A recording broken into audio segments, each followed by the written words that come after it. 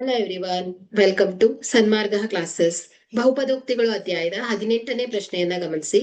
1/2 ಅನ್ನು ಶೂನ್ಯತೆಯಾಗಿ ಹೊಂದಿರುವ ಬಹುಪದೋಕ್ತಿಯು ಆಯ್ಕೆ x-4, ಆಯ್ಕೆ ಬಿ x+2, ಆಯ್ಕೆ ಸಿ x+4, ಆಯ್ಕೆ ಡಿ 2x-1. ಸೊ ಒಂದು ಬಹುಪದೋಕ್ತಿಯ ಶೂನ್ಯತೆಯು x ನ ಬೆಲೆಯಾಗಿದ್ದು, ಸೊ ಅದನ್ನ ನಾವು ಬಹುಪದೋಕ್ತಿಯಲ್ಲಿ ಆದೇಶಿಸಿದಾಗ ಅದರ ಒಟ್ಟು ಮೊತ್ತ ಏನ್ ಬರ್ಬೇಕು? 0 ಆಗಿರ್ಬೇಕು ಅಲ್ವಾ? ಸೊ ಹಾಗಾದ್ರೆ ಇಲ್ಲಿ ಕೊಟ್ಟಿರುವಂತಹ ಶೂನ್ಯತೆ ಏನ್ ಹೇಳಿ? x = 1/2.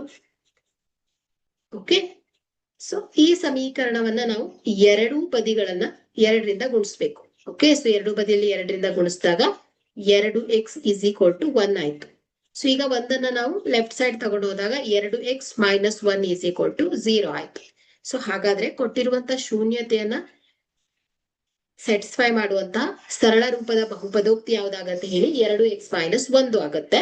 ಹಾಗಾದ್ರೆ ಇಲ್ಲಿ ಆಯ್ಕೆ ಡಿ ಸರಿ ಆಗತ್ತೆ. Okay, thank you.